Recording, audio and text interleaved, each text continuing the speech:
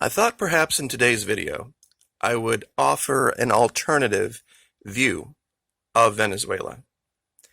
Something that many Americans won't remember was this event called the Vargas tragedy.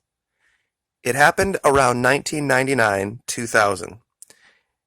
Heavy rains hit the northern coast of Venezuela and tens of thousands of lives were lost in mudslides. Now, at the time, they were in already a political upheaval going on in this country for a lot of different reasons. But it proves something that DC and the mainstream media doesn't want you to know. At the time of this event, over 80% of the people of Venezuela lived below poverty. And this is poverty like you have no idea. $2 a day would have been doing pretty well. This was also a time when Big Oil was making money hand over fist in this country. Many of the bodies were not recovered. Tens of thousands died. Poverty was rampant, and this was the year that Chavez had just taken power. The poverty, the squalor, the suffering had all been the result of their two-party system prior to him. The reason he took power was because of the suffering created by their two-party system. You see, DC and the mainstream media would have you believe that Venezuela has been in this long, 20-year-long slide into poverty from when they weren't back in 99 and 2000. Nothing could be further from the truth. When Chavez took over the next 12 years, Venezuela's standard of living skyrocketed because the money, as a result of the Constitution, which we're going to cover here in a minute, started going away from Big Oil and into the people, back to where the Constitution said it resided. Now, I just want to show you some pictures real quick before we do this. This was what it looked like after the mudslide. This is an article, and I'll go ahead and link it, that talks about the numbers and how many 80% of the population below poverty and living in tin. They would take cinder blocks and just stack them up and then put giant pieces of tin over, and that was your house. And that was how almost 80% of the population lived. And this was, like I said, 99, 2000. We're not talking about in the 60s. This is just a graphic showing what happened to that region. I was just showing this cut of by Ada Fan. Now, this is what it looked like after decades and decades and decades of control by basically Washington, D.C. in a two-party system. Here's what it looks like today. This part of Venezuela is one of the most beautiful. The northern coast, the beaches are just spectacular. Here's another part of that same region. Now, tell me how evil, terrible, horrible socialism could have resulted in such a turnaround. See, they like to show you certain pictures of certain areas and certain regions of the country, but they don't show you others. And this graphic proves it. Pardon the camera sound there. See right here where the orange line meets the red line? This is when Chavez took over. The green lines in back are the revenue into the country from oil. The red line, the color, is who was president. This is Chavez. And the height of the red line represents inflation. Now look prior to him. Look at the low levels of revenue. Look at the high rates of inflation. You see back here, this is where DC wants to go. Now, what happens here at the end when Nicolas Maduro takes over? We've covered that extensively. This collapse in the price of oil, literally overnight, was the result of a joint effort by DC, Big Oil, and the Saudis, glutting the markets, and then sanctioning the country, not allowing them to purchase food. See, if you go all the way back here to this blue line where it looks like things were good back here in the 80s, this is a guy named Campins, and this was just coming out of the 70s, and he made a crucial error. He assumed that prices were going to be high as the result of manipulation by DC, and so they borrowed a bunch of money. And everything fell apart, and you can see in the next intervening years how bad it was. Their two-party system failed miserably. And in 99, 2000, a guy from the military stood up, a soldier stood up, ran, and was elected. Took 60% of the vote in a three-way race, which is staggering, which means they could have taken their two-party system and put them all on one ticket, and they still would have lost by 20 points. That's how bad it was. And from 2000 to 2012, 13, Chavez brought that country into the first world. Nobody debates that. Now, what I would like to show you, and this is going to take some time, this is the Constitution that he and the Bolivarian Republic instituted. And I'm going to try to cover some things that I think a lot of my conservative friends that call themselves anti-socialist, because you're allowing DC to define for you what socialism means, and the mainstream media to define for you what socialism means. I think you'll find some of these things very, very familiar, and things that are just going to blow your mind. Now, we'll start at the preamble. And just a warning, this is going to take some time. We're not going to, there's 360 points to this Constitution. We're not going to go over all of them, but we're going to end up at the end to show you something that you probably wish we had in our Constitution. The people of Venezuela exercising their powers of creation and invoking the protection of God. The historic example of our liberator, Simon Bolivar, and the heroism and sacrifice of our Aboriginal ancestors, acknowledging the fact that they live on land that was already occupied, and that those people had rights. And the forerunners and founders of a free and sovereign nation to the supreme end of reshaping the republic, a just, federal, and decentralized state. That's going to be the theme here. A lot of you believe that there's this idea that if we just got the right person sitting on the throne in Washington, D.C., and they would just put out their benevolent dictates, that we would be so much happier. This whole idea of governing ourselves, getting rid of the two-party system, and reinvesting power, divesting it away from large authorities and down back toward the people, that doesn't even dawn on most North Americans. And that's really the goal of the two-party system we have in place now.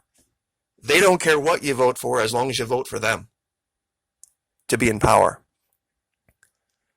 Article 1.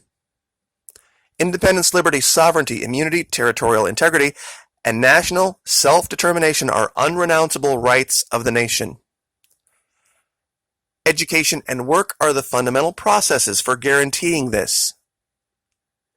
The Bolivarian Republic of Venezuela is a decentralized federal state on the terms set forth in this Constitution,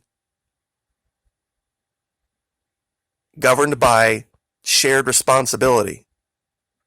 Sovereignty resides untransferable in the people, with revocable mandates. That means, you know what? If somebody gets it wrong, we're going to fix it.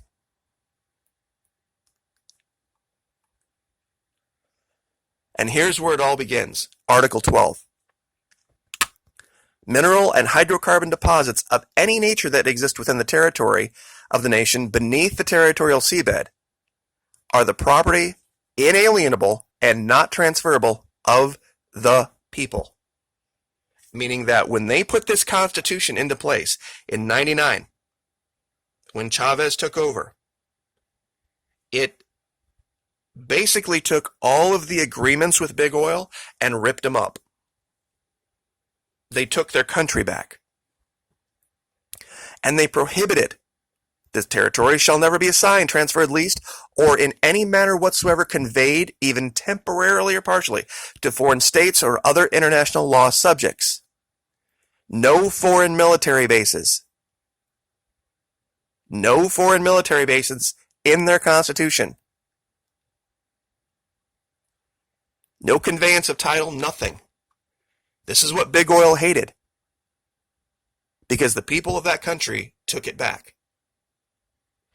Now, it's going to get a lot better real quick. There's going to be some things in here about a man and a woman and about right to life that are going to stun you.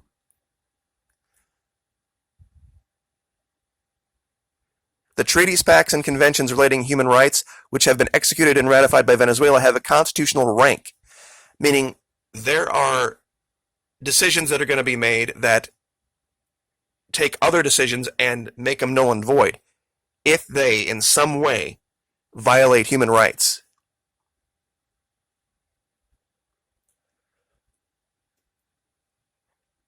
Any person, and here's where it begins, who was born in a foreign territory and is the child of a father and mother who are both Venezuelans by birth are, in fact, Venezuelans by nationality.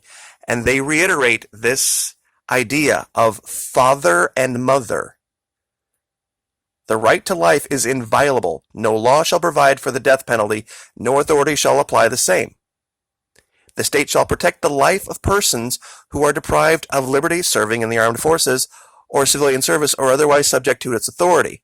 They also have ruled that life begins at conception and that no abortion because of that, because that's the death penalty.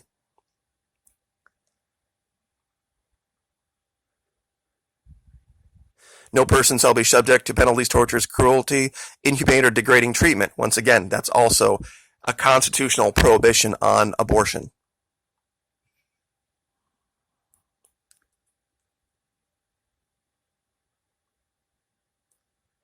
Freedom of religion in the Constitution. A right to profess your religious faith. And father and mother are entitled to have their sons and daughters receive religious education in accordance with their convictions. A right. A constitutional right. Voting is a right. Did you know that you don't have one in our Constitution?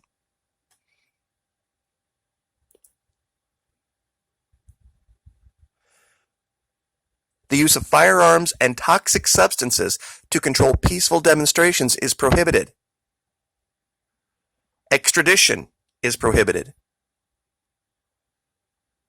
Oh, and it gets better.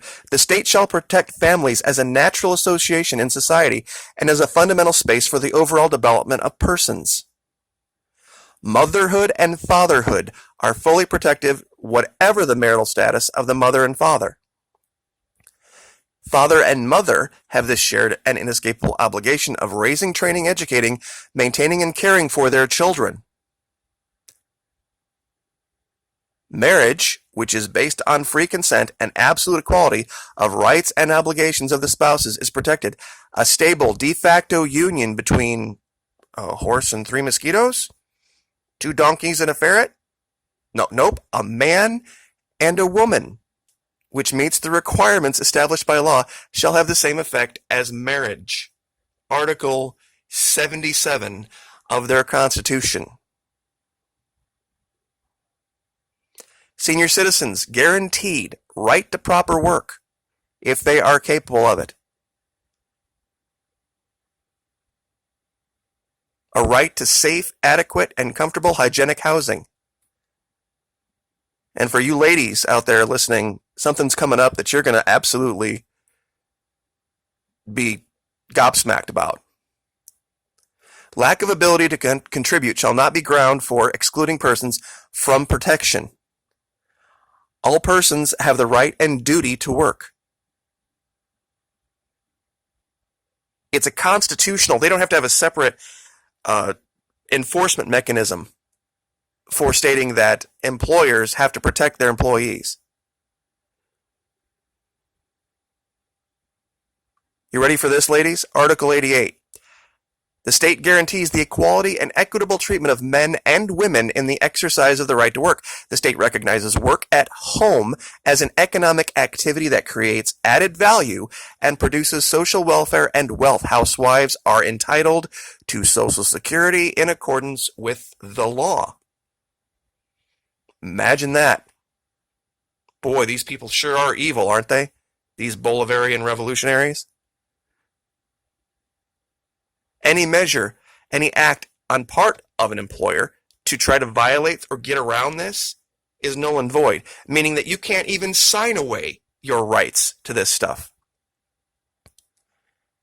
Working hours, 8 hours a day, 44 a week. If it's night work, 7 hours and 35 a week. No forced overtime. Entitled to weekly time off and paid vacations.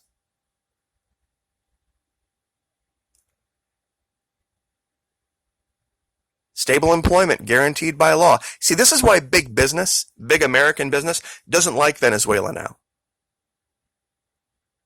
Because they have to pay fair wages. They have to treat their people like they're humans.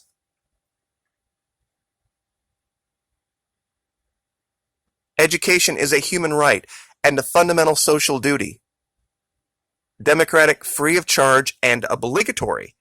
Now, a lot of people will be like, wait, obligatory? Yeah, that's right. You have to educate yourself. You don't have a right to be stupid and then be stupid and be involved in public affairs. Every person has the right to a full, high-quality, ongoing education under conditions and circumstances of equality, subject only to such limitations as derive from such person's own aptitudes, vocations, and aspirations.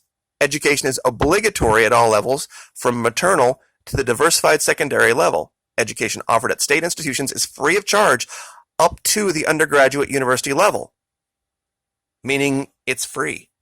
And the government says that down there, the Bolivarian Revolution government says that the more we educate people, the better it will be for society.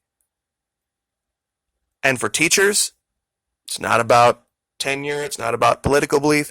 Persons of recognized good moral character and proven academic qualifications shall be placed in charge of education. The first qualification being good moral character. That used to go on here. Not anymore.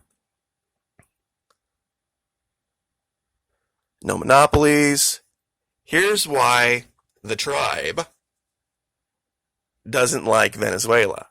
Ready for this? Article 114. Economic crime, speculation, hoarding, usury, the formation of cartels, and other related offenses shall be punished severely in accordance with the law. Property rights, guaranteed. Can you imagine banning usury here? The Bible did it, but apparently that's not good enough for D.C. or New York. This basically talks about, once again, recognizing the native populations and giving them right and control over areas that they have historically lived in and occupied.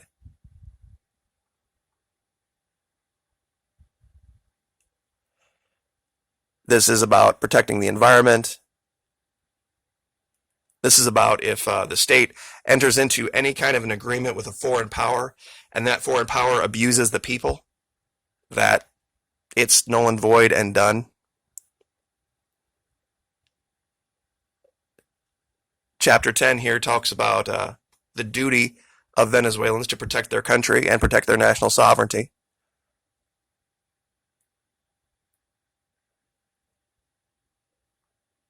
But we can go through this, and the reason I outline this is because this is what random guy named Juan was trying to use to get rid of the duly elected government down there by calling him the usurper. He won the election. And in their own constitution, the determining factor of who won the election is the National Electoral Council. The Electoral Council is provided for by the National Assembly, of which he was, random guy named Juan, was president. So the people that they put in charge of making sure that the elections are free and fair and open and right decided that Nicolas Maduro was president. Period. National Electoral Council, in their constitution. This is why he failed. Because he didn't even adhere to the basics. DC thought they could win by giving you limited information and 150 character tweets about all this. And we've talked about, even yesterday, the shortage of food. What caused all that? And here, public officials shall not be permitted to accept employment, honors, or rewards from foreign governments. Right there, goodbye, random guy named Juan. Because that's exactly what he did with DC. And it goes on, and I guess at this point, at 20 minutes, if you haven't gotten the idea of why DC wants to get rid of the Bolivarian Revolution in Venezuela, I can't help you. I really can't. Because it's very clear, crystal clear to anyone with an open mind, what's going on here. Were there shortages in Venezuela? There sure were. Who caused it? Washington, D.C. and their sanctions. Prior to, was all of Venezuela perfect? No. What nation is? What Venezuela did was basically take its resources back from big oil, from DC, and they didn't like it. And so over the next 20 years and 3 administrations, our government has attempted to destroy this revolution, destroy these people. See, they can't explain how prior to Chavez, there was all of that poverty, all of that suffering, how so many people could have died in the Vargas tragedy. If things were so fantastic and great before Chavez took over, how could that have been the case? And how could there have been this massive standard of living increase to fall from in 2014 and 15, ironically, if what Chavez was doing wasn't working? See, that's the question they don't want you to ask. Wait a minute, hold on. How could Venezuela have ever been so wealthy, so rich? They were the wealthiest country in South America by far. So when everything collapsed in 14 and 15 because of DC and Saudi Arabia, why would they have had the distance to fall from? Does anyone ask that question? If they were doing such a bad job? The truth is, during that time, Venezuela was becoming more wealthy, more powerful, higher standard of living, low-cost food, low-cost gas, free gas, actually. And DC and their drug thugs in Colombia couldn't stand it.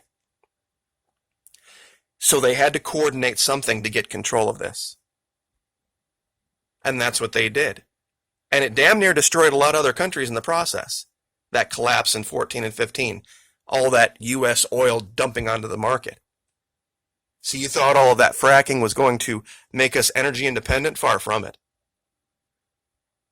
They want to sell it and they want to get rich. They don't give a rat's ass about national sovereignty or your well-being. You see that oil they buy from the Saudis? That gives them leverage so that they can protect the tribe. And they're not giving that up. They wouldn't be energy independent of the Middle East if they had the opportunity to. You could have some crazy advanced civilization arrive here and give us free energy. They still wouldn't take it because they want the leverage. I guess at 25 minutes I probably should stop, but this is a game that most Americans aren't going to fully comprehend unless they take the time to ask the logical questions. And I've tried to outline those in this video. How could there have been such a change if socialism, they should have always been poor, right? The last 20 years, they should have completely been poor. And if they were rich prior to Chavez, explain the Vargas tragedy. Explain why there was 80% plus poverty prior to Chavez. None of it makes sense, and it makes their whole argument fall apart. And I guess I'll leave it there. Like, share, subscribe.